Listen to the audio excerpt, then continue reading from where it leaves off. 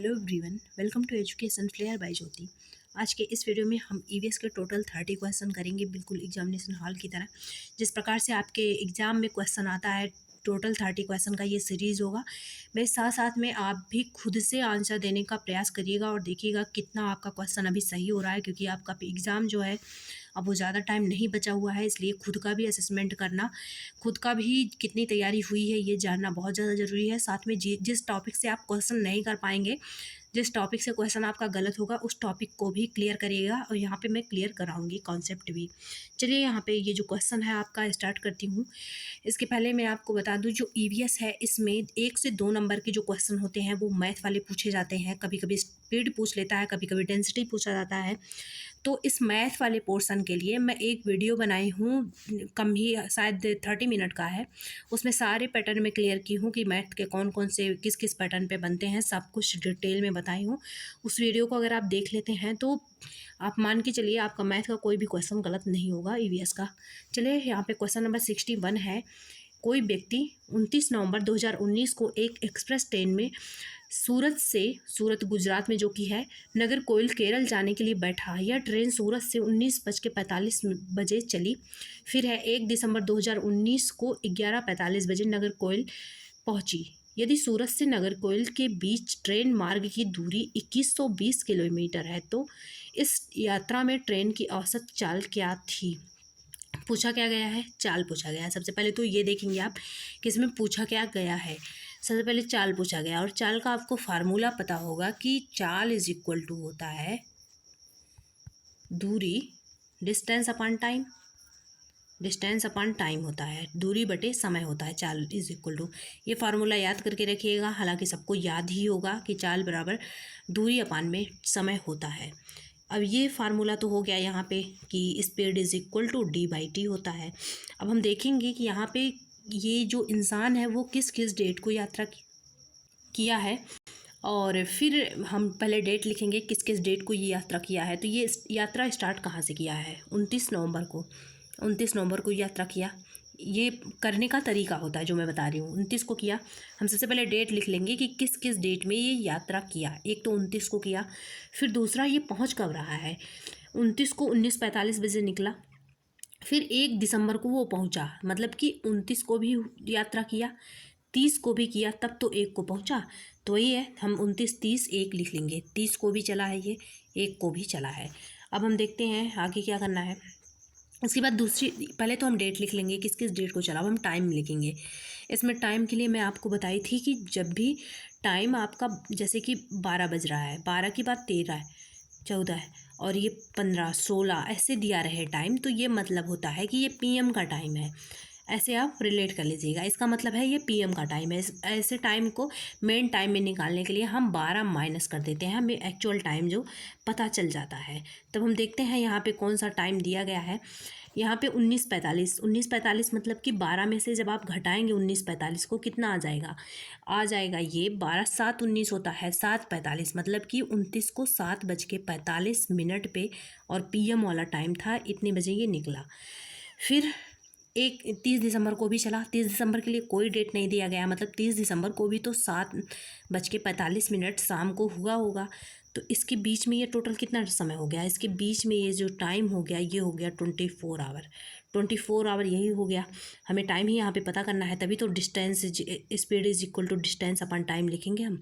अब हम next day देखते हैं क्या हुआ। 7:45 हो गया शाम, जैसे आज मान लीजिए 7:45 है और कल वो पहुंच रहा है 11:45 पे। तो आज 7:45 से कल 11:45 के बीच में कितना समय हो जाएगा। 7:45 इसके पहले एएम आएगा, ये तो पीएम वाला टाइम है। 7:45 जो एएम आएगा ये कितना हो गया, 12 घंटे इसमें हो गए, क्योंकि शाम को 7:45 तो हुआ, शाम 7:45। अब ये 1 को पहुंच रहा है, जो टाइम दिया हुआ है 1 को कितने बजे पहुंच रहा है, 11:45 पे। 11:45 पे, तब ये बताइए 7:45 से 11:45 के बीच में कितना टाइम हो जाएगा। 4 घंटे ये भी हो जाएंगे। टोटल टाइम निकल आया 24 + 12 + 4, 12 4 कितना हो जाएगा, 16। 24 और 16 कितना हो जाएगा, 40। टाइम आपका कितना निकल आया टोटल, 40 आवर। ये मैं इसलिए एक एक स्टेप करके बताई हूँ ताकि आप सीख सकें। 40 आवर टाइम निकल गया। डिस्टेंस कितना दिया हुआ है, डिस्टेंस यहाँ पे दिया है 21 20 दिया है, और निकालना क्या है speed, S is equal to D by T होता है, डिस्टेंस अपॉन टाइम। इसी में रख देंगे 2120 हो जाएगा, ये अपान में 40 हो जाएगा, जीरो से जीरो कटा। और ये 4 जो है इससे 212 जब आप काटेंगे 4 पंजे 20 हो जाएगा, एक यहाँ पे बचेगा 12 हो जाएगा, 4 का पहाड़ा 3 बार पढ़ेंगे तो क्या हो जाएगा 12 आ जाएगा। 53 आंसर आपका आ रहा है, कट के ये 53 आ जाएगा। ऑप्शन नंबर थर्ड वाला यहाँ पे सही हो जाएगा। करने का तरीका आपको आ ही गया होगा, एक बार फिर से मैं रिपीट कर देती हूँ। केवल क्या हुआ, पहले आप यहाँ पे टाइम लिखेंगे, जो टाइम होगा इसको या तो 12 घंटे में आप करेंगे या तो 24 घंटे, ऐसा टाइम सेट करिए। टाइम निकाल लिए और सच्चाल जो था इसका फार्मूला लगाए और रख दिए उसमें। नेक्स्ट क्वेश्चन है, क्वेश्चन नंबर 62 है, निम्नलिखित में से कौन अंतर्राष्ट्रीय ख्याति प्राप्त वेट लिफ्टर है। इसके लिए भी मैं वीडियो बना दी हूँ कि इम्पॉर्टेंट फेमस पर्सनालिटी कौन कौन से हैं एनसीईआरटी के, जैसे कि बछेंद्री पाल है, सूर्यमणि है जिनको चमकता सितारा बोला जाता है, सुनीता विलियम है जिनको अंतरिक्ष यात्री हैं, और ये कर्णम मल्लेश्वरी क्या है वेट लिफ्टर है। ये ऑप्शन नंबर 4 वाला यहाँ पे सही हो जाएगा। ये बछेंद्री पाल कौन है, ये हिमालय जो माउंट एवरेस्ट है इस पर चढ़ने वाली पहली भारतीय महिला है। तो बछेंद्री पाल के बारे में, सुनीता विलियम्स के बारे में, सूर्यमणि चमकता सितारा जिसे बोला जाता है, सबके बारे में मैं डिटेल में बताई हूँ। आप सभी उस वीडियो को देख लीजिएगा, 2 नंबर आपके पक्के हो जाएंगे। नेक्स्ट है क्वेश्चन नंबर 63, यहाँ पे नीचे दिया गया कौन सा एक समूह जड़ों का है, इसमें से जड़ कौन सा है। जो जड़ होता है उसमें कुछ आप देखे होंगे कि जैसे गाजर है, गाजर देखे होंगे ऐसे रहता है, इसमें ऐसे रेसे से ऐसे से नहीं, वाइट वाइट रेसे से नहीं निकले होते हैं, गाजर डायरेक्ट ऐसे होता है। मतलब कि क्या है वो जड़ है। चुकंदर क्या है, ये भी जड़ है, उसमें भी ऐसे रहता है, मूली में भी। लेकिन वही अगर आप लहसुन देखेंगे, लहसुन में ऐसे नीचे निकला हुआ होता है। प्याज देखेंगे आप, प्याज में भी नीचे निकला हुआ होता है। तो जिसमें ऐसे नीचे निकला हुआ हो वो जड़ होता है। तो वो जड़ ये हो गया, तो ये प्याज क्या हुआ, ये हुआ तना। जब जिसका जड़ ये हो गया लहसुन का, तो ये लहसुन का जो खाने वाला पोर्शन क्या हो जाएगा, तना हो जाएगा। तो जो लहसुन प्याज है वो तना है, लेकिन गाजर चुकंदर जो मूली है ये क्या है, जड़ है। और ये जो शकरकंदी है ये भी जड़ में आता है, जिसे गंजी बोला जाता है। और हल्दी, अदरक, ये सारे तना है। आलू क्या है, आलू भी तना है, लेकिन शकरकंदी अगर मीठा वाला आलू जो होता है वो जड़ में आता है। ऑप्शन नंबर 4 वाला यहाँ पे सही हो जाएगा। अब एक पौधा है रेगिस्तानी ओक, ये कहाँ पे पाया जाता है, ये ऑस्ट्रेलिया में पाया जाता है, रेगिस्तान वाले एरिया में, ऑस्ट्रेलिया में। ऑप्शन सेकंड वाला सही हो जाएगा। ये जो पेड़ होता है इसमें जो पत्तियां होती हैं, लीव्स होते हैं, वो कम होते हैं। साथ में ये पेड़, इसकी जड़ें बहुत ज़्यादा गहराई तक जाती हैं। क्यों, क्योंकि ये रेगिस्तान में होता है, जब तक इसको नीचे वाटर नहीं मिल जाता तब तक ये जड़ें बहुत गहराई तक जाती हैं। इनका जो तना होता है, स्टेम होता है, इसमें ये वाटर को कंजर्व करके रखती हैं, वाटर को रखती हैं, जिससे कि जब वहाँ पर पानी की कमी हो जाती है, क्योंकि रेगिस्तान है, ये पानी की कमी होगी ही। जब ऑस्ट्रेलिया में पानी की कमी हो जाती है, वहाँ के लोग जो होते हैं वो इसके तने से पानी निकाल के पीते हैं। तो ये हो जाएगा रेगिस्तानी ओक। ऑप्शन नंबर सेकंड वाला सही हो जाएगा। नेक्स्ट क्वेश्चन है 65 वाला। सारी टॉपिक में क्लियर करा रखी हूँ, आप सभी देख लीजिएगा, प्लेलिस्ट बना हुआ है, कॉन्सेप्ट भी आपका क्लियर हो जाएगा। क्योंकि बिना कॉन्सेप्ट क्लियर करे ओनली पीवाईक्यू की बेस्ड पर टोटल क्वेश्चन नहीं लगा सकता कोई। नेफेंथिस क्या है, ये एक पौधा है। इसी प्रकार से और कौन पौधा पूछा जाता है, घटपड़ी। ये न्यू एनसीईआरटी में नेफेंथिस दिया है। तो घटपड़ी और नेफेंथिस क्या है, ये एक पौधा है जो शिकार करता है, ये कीड़े खाते हैं, दोनों पौधे हैं। विषय में दिए गए कथनों पर विचार कीजिए। यह क्या है, यह पौधा ऑस्ट्रेलिया, इंडोनेशिया और भारत में मेघालय में पाया जाता है। और देखते हैं क्या क्या है। हाँ, यहाँ पे ऑप्शंस देखिएगा, थोड़ा छोटा कर देती हूँ मैं जिससे ऑप्शंस को भी दिखे। फिर है, इसका आकार घड़े जैसा होता है। पहले हम यहाँ देख लेते हैं, फिर ऑप्शन पे जाएंगे, नहीं तो दिखेगा नहीं ये। यह पौधा ऑस्ट्रेलिया, इंडोनेशिया और मेघालय में, ऑप्शन फर्स्ट ये सही है बिल्कुल।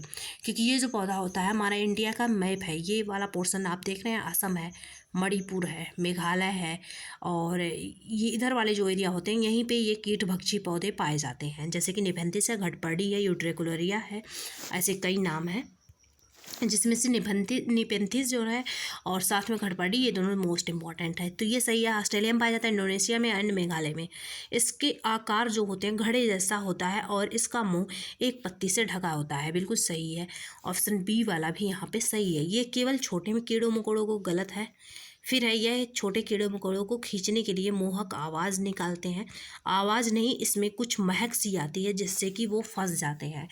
तो ए एंड बी इसमें क्या हो जाएगा, सही हो जाएगा।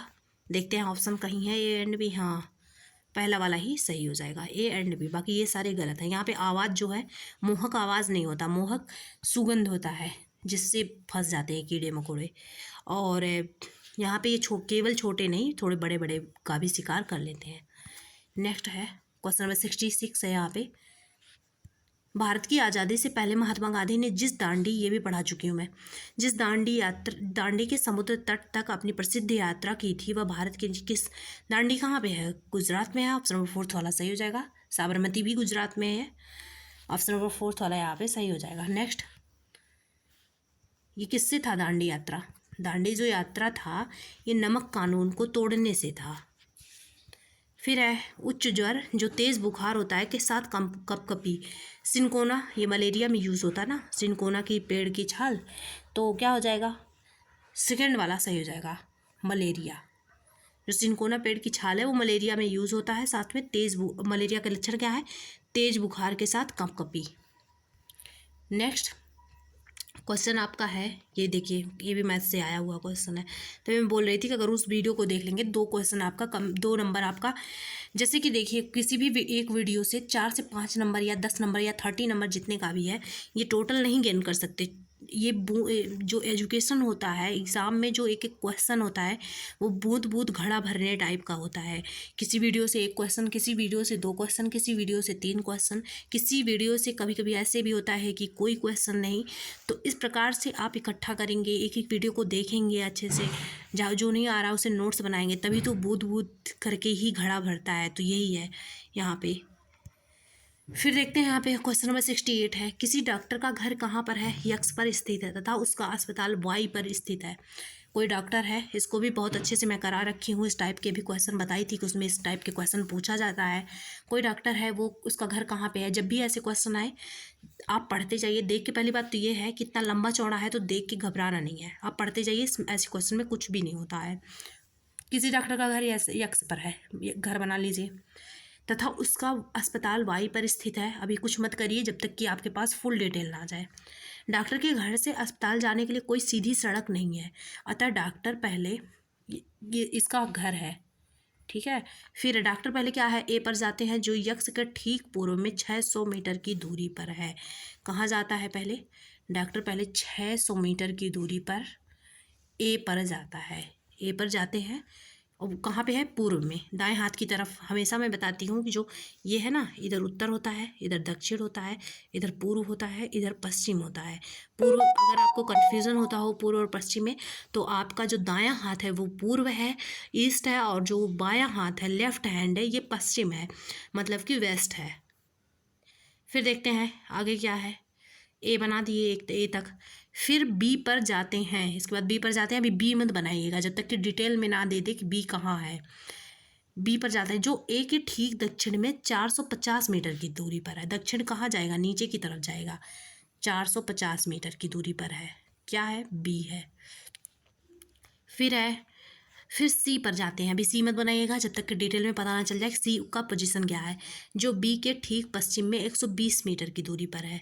बी के ठीक पश्चिम में 120 मीटर, हम देखते हैं यहाँ पे 120 मीटर के, ये क्या है? सी है। फिर नेक्स्ट देखते हैं, फिर क्या है? अंत में वह वाई पर अपने अस्पताल पहुंचते हैं जो सी के, अब वाई पर जाएगा, जो सी के ठीक उत्तर में 90 मीटर की दूरी पर है। सी के कहाँ है? उत्तर में। उत्तर मतलब ऊपर जाएगा। और कहाँ पर? 90। ये पूरा 450 था, ये इधर 90 ही लेकिन जाएगा। यहाँ पे क्या है? वाई है, और वाई ही इसका क्या है? विद्यालय है। अब फिर है अस्पताल के सापेक्ष डॉक्टर के घर की सही दिशा। अब आपको मैं जब पढ़ा रही थी तो बोली थी सबसे पहले आपको ये ध्यान देना है, इतना फिगर बनाने के बाद किसके सापेक्ष में पूछा जा रहा है। अस्पताल के सापेक्ष में घर की दिशा पूछी जा रही है। तो अस्पताल का के सापेक्ष में जो घर की दिशा है वो हमें बताना है। अस्पताल आपका ये है, इसके सापेक्ष में घर आपका ये है। ये क्या हो जाएगा? ये एक तो ऊपर हो जाएगा, ये तो यहाँ दिख भले रहा है लेकिन ये है तो यहाँ, इससे इसका डायरेक्शन क्या होगा? इसका डायरेक्शन क्या होगा, उत्तर होगा, पश्चिम होगा। तो इसका सही आंसर ऑप्शन नंबर, क्योंकि ऊपर थोड़ा सा जा रहा है तो उत्तर हो जाएगा, इधर थोड़ा सा जा रहा है तो पश्चिम हो जाएगा, उत्तर पश्चिम। ऑप्शन नंबर सेकेंड वाला सही हो जाएगा। सेकेंड ऑप्शन यहाँ पे सही है। अब मैं एक चीज़ आपको बता रही हूँ, जब तक कि ये बोलता है ना कि यक्स पर है, ए पर जाता है, जब तक कि ये ना बता दे कितने किलोमीटर, तब तक अब मत बनाया करिए। एक तरीका, दूसरा तरीका ये है कि यहाँ पे किसके सापेक्ष पूछा जा रहा है, ये ध्यान देना है, क्योंकि कभी कभी पश्चिम उत्तर दे देता तो आप फंस जाते वहाँ पे। नेक्स्ट क्वेश्चन देखते हैं। क्वेश्चन नंबर यहाँ पे 69 है, ये मैं कल पढ़ाऊँगी आपको। चिराओ जो है नाच, ये कहाँ के लोग करते हैं, क्योंकि आज ही मैं पीडीएफ बना रही थी, वह उसमें मैं ये मेंशन की हूँ चिराओ जो नाच है, क्योंकि स्टेट की कुछ खासियत है और वो मैं पढ़ाने वाली हूँ आप सभी को, तो मैं नेक्स्ट वीडियो में अपलोड करूँगी, इसको बने रहिएगा आप। ये जो चिराओ नृत्य है ये कहाँ पे होता है, मिज़ोरम में होता है। ये होता कि जानते क्यों, जब वहाँ पे जो फसल है, वहाँ पे मिज़ोरम में कौन सी खेती होती है, झूम कृषि होती है, झूम कृषि। जब वहाँ पे ये फसल तैयार हो जाता है तो लोग खुशी में फसल के सारे काम जब कर लेते हैं तो खुशी में क्या करते हैं, नाच करते हैं, डांस करते हैं, वही चिराओ कहलाता है। ऑप्शन नंबर सेकंड वाला सही हो जाएगा, मिज़ोरम में, क्योंकि झूम कृषि जो होता है ये यहाँ पे देखिए, ये वाला पोर्शन है हमारे इंडिया का, मिज़ोरम, मणिपुर, असम में, मणिपुर नहीं, मिज़ोरम खास करके ज़्यादा मेंशन होता है यहाँ पे। मिज़ोरम में झूम कृषि होती है, वहीं पर होता है ये। और ये जो झूम कृषि है वो तो यहाँ पे भी होता है, लेकिन यहाँ पे नहीं।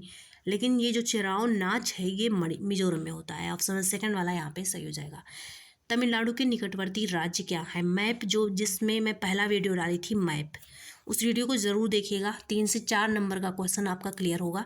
उसमें मैप का 5 टाइप का क्वेश्चन मैं बताई थी, मैप से जो पूछा जाता है उसमें मैं ये सारी चीज़ें बताई थी जो आज क्वेश्चन में बना हुआ है।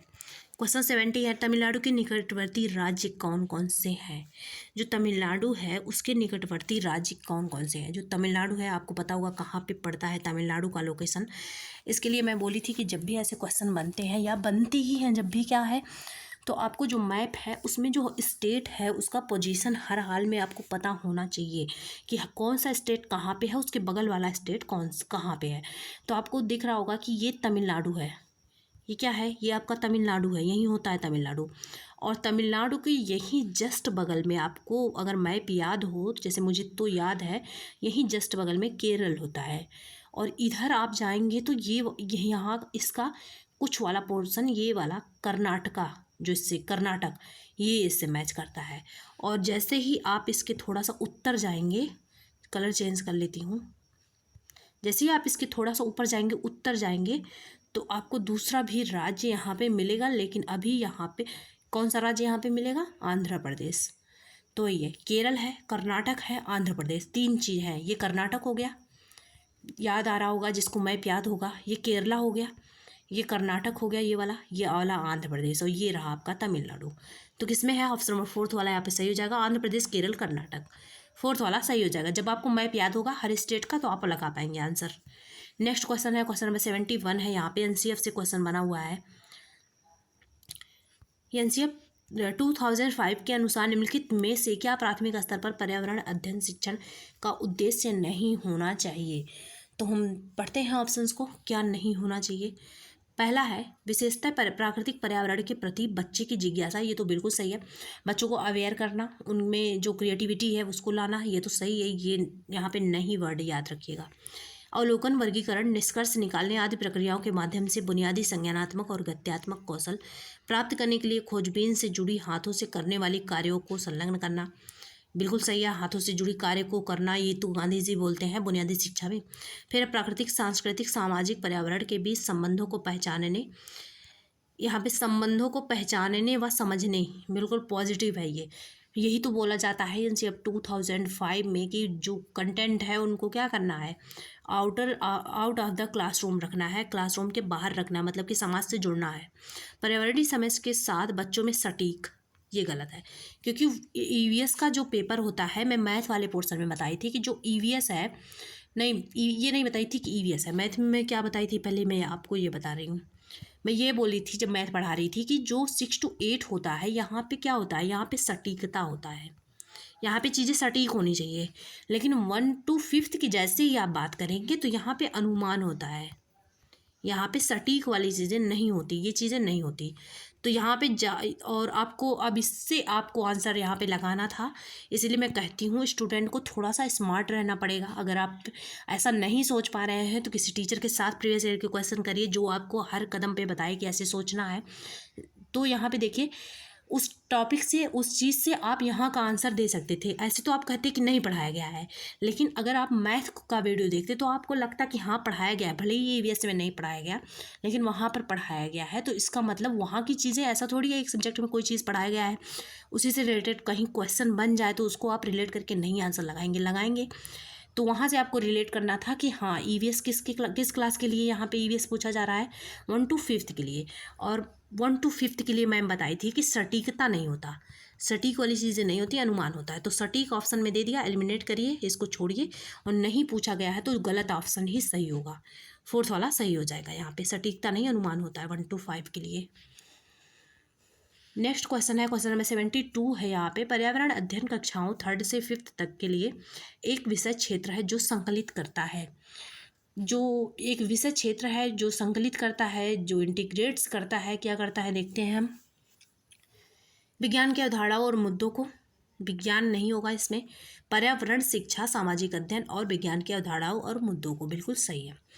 इसमें क्यों ये नहीं हुआ, क्योंकि केवल यहाँ पे दिया है ना, केवल भले ही नहीं दिया है लेकिन इसका तो अर्थ यही है ना, केवल विज्ञान दिया जा रहा है, क्योंकि पर्यावरण भी तो नहीं दिया है इसमें। और जबकि हमें आंसर देना है ईवीएस के लिए, तो पर्यावरण तो सबसे पहली जो प्रायोरिटी बनती है वो पर्यावरण के लिए बनती है। जब तक ये ऑप्शन नहीं दिखेगा तब तक आप विज्ञान के लिए नहीं लगा सकते। इसके साथ विज्ञान, गणित, ये सारी चलेंगे, लेकिन पर्यावरण मेन होगा, क्योंकि आप एग्जाम किसका दे रहे हैं, ईवीएस का। नेक्स्ट है क्वेश्चन नंबर 73 यहाँ पे। निम्नलिखित में से क्या पर्यावरण अध्ययन के संदर्भ में सही नहीं है। यहाँ पे ईवीएस के रेस्पेक्ट में क्या सही नहीं है देखते हैं हम। पहला है, पर्यावरण अध्ययन एक विषय है जो 1st से 5th तक की कक्षाओं में पढ़ाया जाता है। क्या पर्यावरण 1st से 5th तक का ही ओनली होता है? नहीं, हमें बस एग्जाम में 1st से 5th तक का देना है, क्योंकि हम प्राइमरी लेवल के टीचर बनने जा रहे हैं। नेक्स्ट है, 1st से 2nd तक की कक्षाओं के लिए भाषा और गणित के माध्यम से पर्यावरण अध्ययन पढ़ाया जाता है। बिल्कुल 2nd वाला सही हो जाएगा। इसमें पर्यावरण के लिए कोई अलग बुक नहीं होती, यहाँ पे किसके माध्यम से पर्यावरण को पढ़ा दिया जाता है, भाषा से और गणित के माध्यम से पर्यावरण को पढ़ा दिया जाता है। बिल्कुल सही है, 2nd ऑप्शन सही है। इसी को बोला जाता है एकीकृत पाठ्यचर्या, जो कि किस में बोला गया था, 1975 वाला जब आया था एनसीएफ, उसी में तो बोला गया था एकीकृत पाठ्यचर्या। एनसीएफ में भी हालांकि बोला गया है इंटीग्रेटेड करिकुलम, ऑप्शन 2nd वाला सही हो जाएगा। नेक्स्ट क्वेश्चन है क्वेश्चन नंबर 74 यहाँ पे। बच्चों को पर्यावरण अध्ययन सीखने के लिए खोजने के द्वारा पर्याप्त समय दिया जाता है, यह इंगित करता है।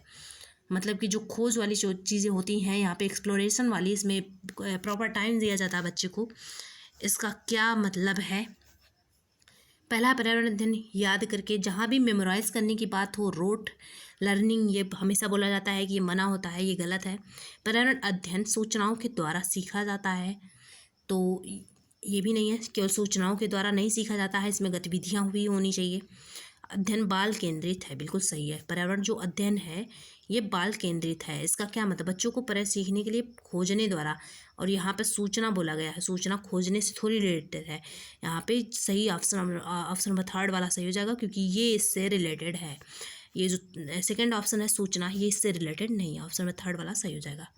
नेक्स्ट क्वेश्चन है क्वेश्चन नंबर 75 है यहाँ पे। निम्नलिखित में से कौन सा पर्यावरण अध्ययन पाठ्यक्रम के सुझावित प्रकरणों का उप प्रकरण है? एक दिन मैं थीम बताई थी आपको, और सब थीम बताई थी, पिछली ही क्लास में बताई थी, उसको देखिएगा ज़रूर, बहुत इंपॉर्टेंट है, वो भी 30 क्वेश्चन का सीरीज़ है। तो यहाँ पे देखते हैं हम का उप प्रकरण क्या है, जिसमें ऑप्शन में क्या है, जानवर टाइप का कोई थीम बताई थी? नहीं। भोजन थीम था, परिवार मित्र थीम था, हम चीज़ें कैसे बनाते ये भी थीम था, लेकिन ये क्या था, ये सब थीम था। जो थीम के अंदर होता है प्रकरण, उप प्रकरण जिसे बोला जाता है। 3rd ऑप्शन सही हो जाएगा। उस वीडियो को देखिएगा, सब कुछ बताइए उसमें। क्वेश्चन नंबर 76 है यहाँ पे। निम्नलिखित में से क्या पर्यावरण अध्ययन के शिक्षक के लिए वांछनीय गतिविधि नहीं होगी? कौन सी ऐसी एक्टिविटी है, प्रैक्टिस है जो डिज़ायरेबल नहीं है किसके लिए, ईवीएस टीचर के लिए? तो पहला ऑप्शन हम देखते हैं यहाँ पे, विभिन्न कक्षाओं के बहुसांस्कृतिक क्षेत्रों को संबोधित करना। फिर है वांछनीय है, ऐसा नहीं पूछा, जो इसमें से क्या है, जो इसमें से करना चाहिए, जो इसमें से डिज़ायरेबल है, तो फर्स्ट ऑप्शन ही सही हो जाएगा यहाँ पे। बहुत बहुत संस्कृत मतलब अलग अलग कल्चर के बच्चों को ला के मल्टी जो कल्चरल हैं उनके डायमेंशंस हैं उनको ला के क्लासरूम में दिखाना, संबोधित करना, फर्स्ट ऑप्शन सही हो जाएगा। नेक्स्ट क्वेश्चन है, क्वेश्चन नंबर 77 है यहाँ पे। निम्नलिखित में से क्या पर्यावरण अध्ययन में बच्चों के द्वारा ज्ञान की रचना करने में महत्वपूर्ण है? मतलब जो इन्वायरमेंटल स्टडीज़ होता है उसमें स्टूडेंट्स के द्वारा ज्ञान की अगर रचना करनी हो तो क्या इसमें से महत्वपूर्ण है? पहला है बच्चों का सक्रिय भाग लेना, एक्टिवली बच्चों का जो पार्टिसिपेशन होता है ये पॉजिटिव होता है, ये सही है। बच्चों के समुदाय के सदस्य, कम्युनिटी मेंबर ऑफ चिल्ड्रन, बिल्कुल सही है। यहाँ पे ग्रुप, बच्चों का जो ग्रुप है वो भी होना चाहिए। Text book of EVS, EVS की पाठ्य पुस्तकें, यही तो हमें बताएंगे किस दिशा में हमें जाना है, तो ये भी इम्पोर्टेंट है। व्याख्या परिभाषा जहाँ भी दिखे ये नेगेटिव होता है, ये गलत है। तो फर्स्ट ये सही है, ABC ऑप्शन नंबर फर्स्ट वाला सही हो जाएगा, तीनों ABC वाले सही हैं। नेक्स्ट क्वेश्चन है 78 यहाँ पे। बच्चों को पर्यावरण अध्ययन सीखने में प्रभावशाली तरीके से जोड़ा जाता है। जो बच्चे होते हैं अगर वो EVS लर्निंग उनके द्वारा की जा रही है तो क्या किया जा रहा है, इफ़ेक्टिवली इंगेज किया जा रहा है। उन्हें इफ़ेक्टिवली इंगेज करना है तो क्या तरीके हो सकते हैं बच्चों के इफ़ेक्टिवली इंगेज करने के लिए, मतलब कि बच्चों प्रभावशाली तरीके से उस चीज़ से जुड़ पाएँ, EVS से क्या होना चाहिए? पहला है, इसमें भी पूरे क्वेश्चन नहीं, ऑप्शंस नहीं दिख रहे हैं, चलिए देखते हैं हम यहाँ पे। पहला है इसमें वृत्तांत। वृत्तांत जो होता है ये एक नरेशन होता है, तो ये होना चाहिए, बिल्कुल सही है। नैरेटिव्स जो होता है ये होना चाहिए। कहानियाँ भी होनी चाहिए। तो यहाँ पे A और B अभी तो सही है। फिर आगे देखते हैं हम। शिक्षक के द्वारा अवधारणाओं की प्रभावशाली व्याख्या बोली थी, गलत है। व्याख्या इसमें भी गलत है। A and B option second वाला सही हो जाएगा, A एंड B ओनली।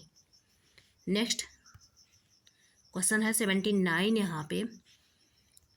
पर्यावरण अध्ययन के शिक्षक के द्वारा बच्चों को जानवरों का अवलोकन और उनका चित्र बनाने के लिए को प्रेरित करने का उद्देश्य क्या है? इनको प्रेरित करने का उद्देश्य क्या है? बच्चों में सृजनात्मकता, बच्चों में जो क्रिएटिविटी है, हाँ अगर एनिमल्स को उनका अवलोकन करने को कहा जा रहा है, ऑब्जर्वेशन करने को कहा जा रहा है, साथ में उनका फिगर बनाने को कहा जा रहा है, मतलब उनको क्रिएटिव बनाया जा रहा है। क्रिएटिव क्या होता है?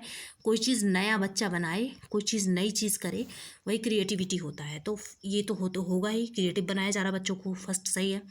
बच्चों में अवलोकन और रचना कौशलों का विकास, जब अवलोकन करने को कहा जा रहा है साथ में चित्र बनाना, क्या होगा? रचना ही तो है, तो ये भी सही हो जाएगा। बच्चों में सौंदर्यगत संवेदना का विकास, ऑप्शन नंबर C वाला भी सही होगा। एस्थेटिक जो सेंसेस होते हैं बच्चों में उनका विकास, ABC तीनों सही है। देखते हैं ऑप्शंस को। फोर्थ ऑप्शन यहाँ पे सही हो जाएगा, ABC तीनों। नेक्स्ट क्वेश्चन है यहाँ पे, क्वेश्चन नंबर 80 है। पर्यावरण अध्ययन में शिल्पकला और चित्रकला को समूह में करके सीखने पर बल दिया जाता है। जो EVS लर्निंग होता है इसमें जो क्राफ्ट है, साथ में आर्ट है, कला और चित्रकला, इसको कहा जा रहा है कि समूह में करके सीखने पर बल दिया जाता है। ऐसा क्यों किया जाता है? सारे ऑप्शंस को देखते हैं यहाँ पे हम। पहला है कक्षा की अनुशासनहीनता को रोकने के लिए, अगर कहीं भी दिया जाए कि अनुशासनहीनता को रोकने के लिए तो ये गलत है। फिर है समूह में सीखना सहपाठी द्वारा सीखने को प्रोत्साहित करता है, बिल्कुल यहाँ पे जो इसलिए उस दोनों को कनेक्ट किया जा रहा है ताकि वो समूह में सीख सकें। और जब समूह में सीखते हैं बच्चे, सहपाठी के मतलब उनके जो एज ग्रुप के बच्चे होते हैं उनके साथ सीखते हैं, तो ये उनको इनकरेज करता है कि हाँ बगल वाला पढ़ रहा है तो मुझे भी पढ़ना चाहिए, तो ये सही है। फिर है समूह में सीखना, कक्षा में सामाजिक अंतक्रिया को, सोशल इंटरेक्शन होगा जब समूह में सीखेंगे, C भी सही है। समूह में सीखना, पाठ्यक्रम को समय पर पूरा कराना, ये गलत है। कहीं भी अगर अनुशासन के लिए दिया रहे, पाठ्यक्रम पूरा करने के लिए दिया रहे, व्याख्या दिया रहे, परिभाषा दिया रहे, तो ये सारी चीज़ें गलत होती हैं। यहाँ पे सही answer option number B and C, मतलब किस में है? थर्ड वाला सही हो जाएगा, B and C only. Next question है, सारे क्वेश्चन ABC वाले ही हैं इसमें। क्वेश्चन नंबर 81 है यहाँ पे। निम्नलिखित में से क्या पर्यावरण अध्ययन को सीखने का सबसे प्रभावशाली संसाधन है? जो EVS लर्निंग है इसके लिए सबसे इफ़ेक्टिव रिसोर्सेज इसमें से क्या हो सकते हैं? पहला है परिवार के सदस्य, इनसे फैमिली आपका थीम है ही, सही है ये। समुदाय के सदस्य, कभी भी कम्युनिटी, समुदाय, सोशल को इग्नोर नहीं किया जाता।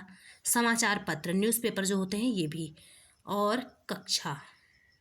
तो ये पर्यावरण अध्ययन है, इसके लिए क्लासरूम जो होता है वो उतना ज़्यादा इफ़ेक्टिव नहीं होगा जितना कि ये सारी चीज़ें होंगी। और चारों ऑप्शन तो है नहीं ऑप्शन में, तो A B C of third वाला सही हो जाएगा।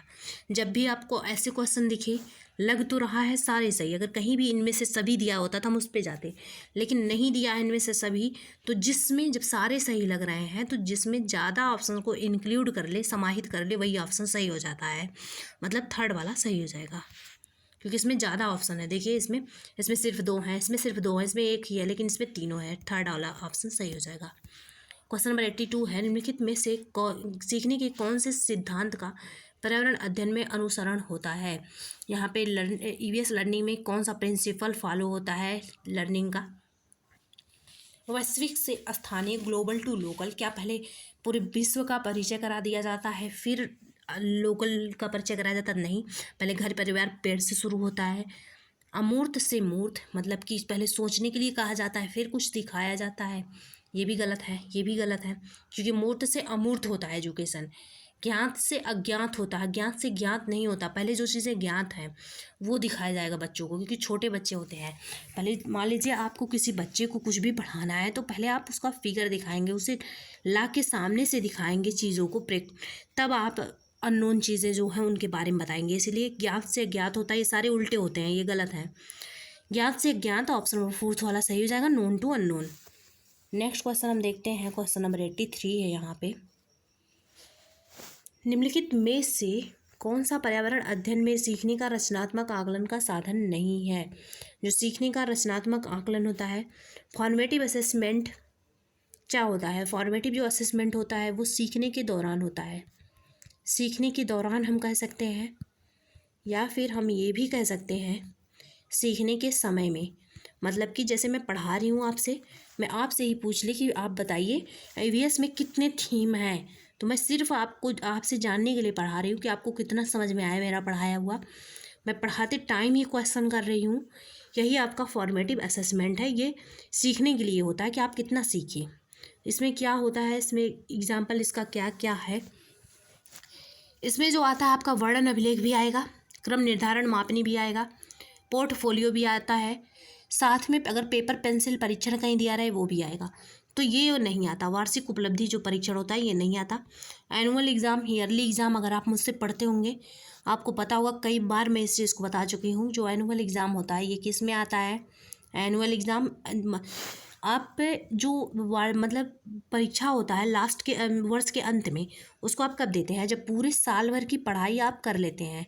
मैं ट्रिक भी बताई थी याद करने के लिए। जो साल भर की पढ़ाई कर लेते हैं वो क्या हो जाता है, सम हो जाता है सारे ज्ञान का, सारा ज्ञान ऐड हो जाता है। तो तब क्या होता है, सम हो जाता है जब सारे ज्ञान का, तो समेटिव असेसमेंट होता है, मतलब कि लास्ट में एनुअल एग्ज़ाम, ईयरली एग्ज़ाम आपका। तो ये फॉर्मेटिव नहीं है, ये कौन सा है, योगात्मक आकलन है। हिंदी में योगात्मक आकलन, इंग्लिश में समेटिव असेसमेंट। क्वेश्चन नंबर 84 है, निम्नलिखित में से किसको पर्यावरण अध्ययन में बच्चे के आकलन में दूर करना चाहिए। पहला है बच्चों के उत्तरों को सही या गलत में आंकना, बिल्कुल सही है, क्योंकि बच्चे 1 to 5 मतलब जब भी आपको आंसर देना है ये ध्यान रख के देना है कि जिन बच्चों के लिए आप आंसर देने जा रहे हैं वो 1 से 5वीं के बीच में है, तो वो ज़रूरी नहीं है। इसीलिए मैं बोली थी कि सटीकता ये नहीं होनी चाहिए, इन पर ज़्यादा फोकस नहीं होना चाहिए। तो यही है सही उत्तर या गलत, ऑप्शन नंबर फर्स्ट वाला सही हो जाएगा, इनको दूर करना चाहिए। आज हमने क्या सीखा, इस पर चर्चा करना, डिस्कशन करना पॉजिटिव है, संकेतकों का उपयोग करना भी पॉजिटिव है, और क्या सीखे इनका आकलन करना भी।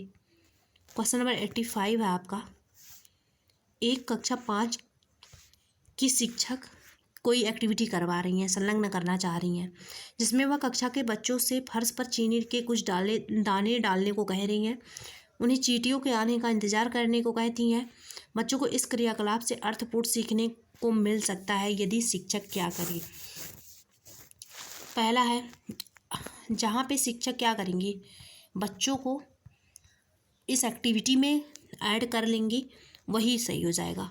तो पहला है बच्चों को क्रियाकलाप का अवलोकन करने को प्रेरित करती हैं। केवल ऑब्जर्वेशन करना जानते हो क्या, किसे कहा जाता है। मान लीजिए कोई नाव है, वो पानी में तैर रही है, आप किनारे खड़े होकर देख रहे हैं, ये ऑब्जर्वेशन है। तो इसमें बच्चे एक्टिव उतना नहीं होते हैं, ये गलत है। बच्चों को अपने अनुभव साझा करने को कहती हैं। अरे बच्चे को पहले अनुभव लेने तो दो, फिर अनुभव वो साझा करेगा, अभी तो अनुभव ही नहीं लिया उसने। फिर है ऑप्शन नंबर 3 यहाँ पे बच्चों को क्रियाकलाप का अवलोकन करना। देखिए यहाँ पे कई चीज़ें ऐड हो रही हैं, आपको पता चल गया होगा कि यही ऑप्शन सही होने वाला है। अवलोकन भी हो रहा है, अनुभव भी साझा हो रहा है, उस पर चर्चा भी हो रहा है। तो पहले अवलोकन करेंगे, फिर अनुभव साझा करेंगे, फिर चर्चा करेंगे। क्योंकि अवलोकन करना केवल ये निष्क्रिय हो जाता है कि आप अवलोकन करके क्या करेंगे जब आप उस पर डिस्कशन ही नहीं करेंगे। अवलोकन भी किए, और अगर डिस्कशन कैसे करेंगे, अगर अवलोकन नहीं करेंगे तो मतलब दोनों चीज़ें होनी चाहिए, अवलोकन भी होना चाहिए, एक्सपीरियंस भी होना चाहिए, फिर डिस्कशन भी होना चाहिए। ऑप्शन नंबर 3 वाला यहाँ पे सही हो जाएगा। क्वेश्चन 86 है यहाँ पे, नीचे दिए गए सूची पर विचार कीजिए। बताना है इसमें से कौन सा दूसरों से भिन्न है। कछुआ है, घड़ियाल है, कौवा है, बत्तख है और मछली है। इसमें से कौन सा अलग है? तो आपको दिख रहा होगा जो कौवा है ये अलग है, क्योंकि ये पानी में नहीं रहता, बाकी सारे रहते हैं। ऑप्शन बस ये सेकंड वाला सही हो जाएगा, कौवा। नेक्स्ट यहाँ पे ये शहर दिए गए हैं, साथ में उनके अच्छे अच्छे डिश दिए हुए हैं। हम देखते हैं कौन सा है किसमें। ये क्वेश्चन बड़े हैं सो दिखते नहीं हैं। पहला है हांगकांग।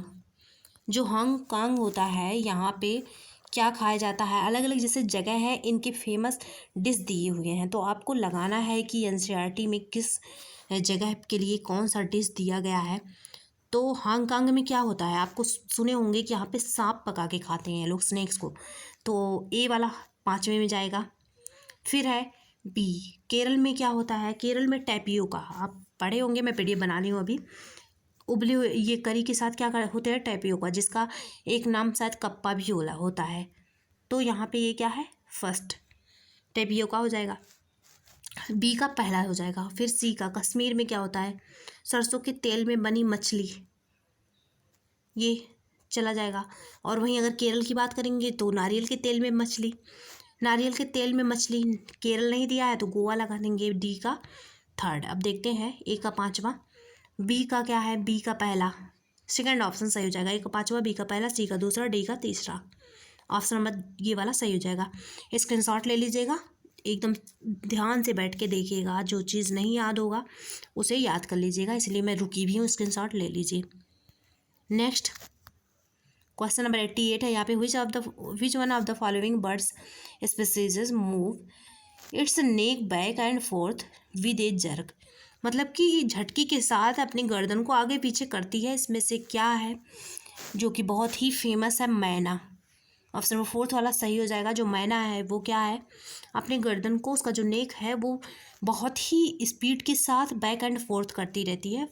यहाँ पे 4th ऑप्शन सही हो जाएगा। नेक्स्ट क्वेश्चन देखते हैं, क्वेश्चन नंबर 89 है यहाँ पे। ये घर दिए हुए हैं, घरों के नीचे दिए गए विवरण पर विचार कीजिए और बताइए इसमें से कौन सा जो कथन है वो सही है। पहला है, जूम कर देती हूँ थोड़ा सा। पहला है राजस्थान में गांव के, हाँ ये मैं क्या बोली थी, राजस्थान में मिट्टी के घर बनते हैं, मिट्टी के, क्योंकि वहाँ पे गर्मी बहुत होती है। तो मिट्टी और कटीली झाड़ियाँ, क्योंकि वहाँ पे ही खेजड़ी वगैरह वृक्ष पाए जाते हैं राजस्थान में, जो पूछा जाता है। और वहाँ पे सरपत वगैरह भी पाया जाता है, तो कटीली झाड़ियाँ वहाँ भी मिलती हैं, तो उनके भी घर बनते हैं, छप्पर छाया जाता है, ये सही है। मनाली, हिमाचल प्रदेश में बांस के घर हिमाचल प्रदेश में नहीं बनते, गलत है। हिमाचल प्रदेश में जो घर बनते हैं वो पत्थर के बनते हैं, पत्थर के, क्योंकि वो आपको पता होगा कि हिमालय के पास में पड़ता है, इसलिए हिमाचल प्रदेश नाम है। वहाँ हिमालय में क्या मिलेगा, पत्थर। सो यहाँ पे जो घर होते हैं पत्थर के बनते हैं। और बांस से कहाँ बनते हैं, असम में, जहाँ पे काफ़ी बारिश होती है। फिर है, ये गलत हुआ, सी वाला देखते हैं, लेह में। लेह कहाँ है, लद्दाख है। लद्दाख कहाँ पड़ता है, हिमालय के पास में, तो पत्थर के घर बनेंगे। साथ में 2 मंजिलों को बनते हैं, नीचे पहले जानवरों को बांधा जाता है, लेकिन अगर ज़्यादा ठंड पड़ने लगती इंसान भी नीचे जानवर के पास आके रहने लगता है। सी सही है, ए सही है, ए और सी यहाँ पे सही है। देखते हैं ऑप्शंस को, ए एंड सी, 3rd वाला ऑप्शन सही हो जाएगा। जो लेह होता है, यहाँ पे गिद्दा जनजाति भी पाई जाती है। और यहाँ पे मंजिल पर, मैं इसको पढ़ाऊँगी, ये मनाली है, असम है, लेह है, क्योंकि सारे स्टेट नेक्स्ट जो आपका वीडियो होगा इसमें मैं सारे स्टेट लेके आ रही हूँ, जितने भी स्टेट का आपके एनसीईआरटी में जिक्र है। इससे पहले मैं फेमस पर्सनालिटी पढ़ा चुकी हूँ और अब सारे स्टेट के बारे में आपको बताऊँगी। ए वाला और सी वाला थर्ड वाला ऑप्शन सही हो गया। फिर है क्वेश्चन नंबर आखिरी है ये आपका 90 क्वेश्चन। हाथियों के विषय में उनके में से दिए गए कथनों पर विचार कीजिए। एक मैं वीडियो डाली हुई हूँ जिसपे हाथी ही थंबनेल लगाई हूँ, आप सभी देख लीजिएगा, टोटल आपको मिल जाएगा यहाँ से पे। पहला है हाथी बहुत कम आराम करते हैं और यह एक दिन में 2 से 4 घंटे ही सोते हैं। तो ये बिल्कुल सही है ऑप्शन, हाथी केवल 2 से 4 घंटे ही सोते हैं, ये सही है।